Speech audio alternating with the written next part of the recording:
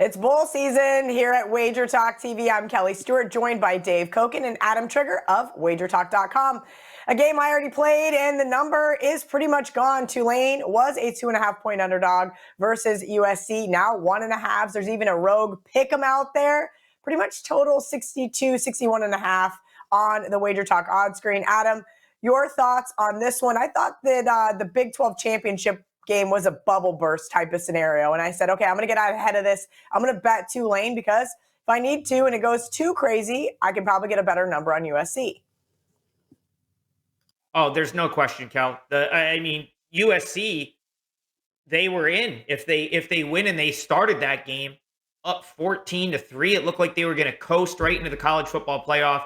And here they are playing the group of 5 team in a bowl game. I mean, there can't be. You can't get more deflating than that. And on the other side, Tulane's got to be just thrilled to be in this game, get to go against a team like USC. And, what's interesting here is in years past, like if you go back a few years, these group of top 5 teams, like you look at the number, they're starting to get a lot more respect in these games. I remember when, group of 5 teams, it was like Central Florida maybe coming in off of a, unbeaten run, and they were still catching a touchdown in a game like this. And now the 2.5 is gone with Tulane, right? Like they're almost saying that Tulane and USC are equals right here. And in this game with these circumstances, I kind of agree with that being the case. Tulane, I've talked about them during this year. Amazing defense, arguably the best group of 5 defense in the country. And there's no reason that they can't hang with USC here. Are you definitely not getting a good number? I would say you're probably not getting a good number if you're taking Tulane at a pick. It doesn't mean they still can't win this game. I would have preferred them to be more in the underdog role. But I can't back USC in this sort of like deflating spot that we've seen sort of not work out in the past. And an interesting stat here, Kel, the Heisman Trophy winner, when they fail to cover and they lose their final game, is 0-8.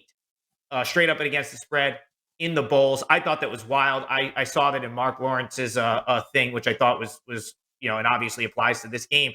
So I haven't played this one, but my lean here is Tulane. I just couldn't. I don't think I could take USC given the circumstances.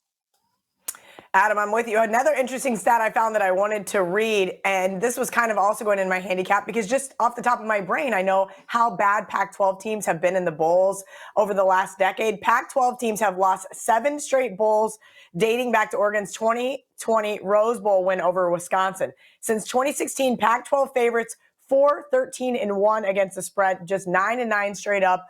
Dave Cokin, that comes from our good friend Chris Felica on Twitter this morning, and I said, God, I don't know how I could take a Pac-12 team just seeing those numbers unless something really, really stood out to me. It just appears that they're outclassed every single year in these bowls.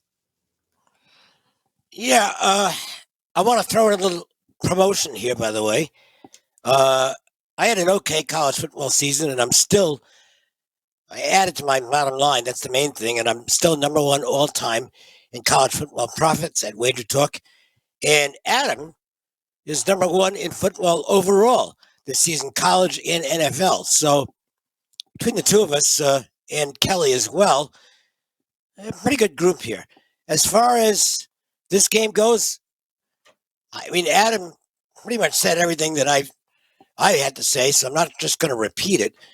I've got to lean Tulane. If I'm playing this game, it's green wave or pass. And I think it's probably going to be at least a small green wave wager for me.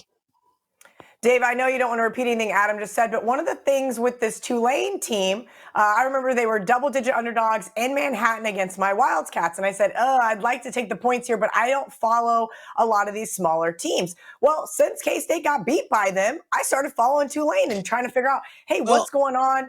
What's going on down there in South? What's going on is they have a solid defensive line. And that is really where I'm kind of wondering how the Trojans are going to match up. They've got a solid defense, and they've also got a game-changing quarterback. Obviously, he's not the best quarterback on the 2 rosters. We know who that is. But Pratt can play. He's a dual-threat guy. He can run, he can pass, and he'll have injuries here and there, and he did miss a game this year, but he's healthy for this game and ready to go. The only guy missing with Tulane's a wide receiver who isn't that important. I think Tulane's got several edges in this game, and I think they're going to win.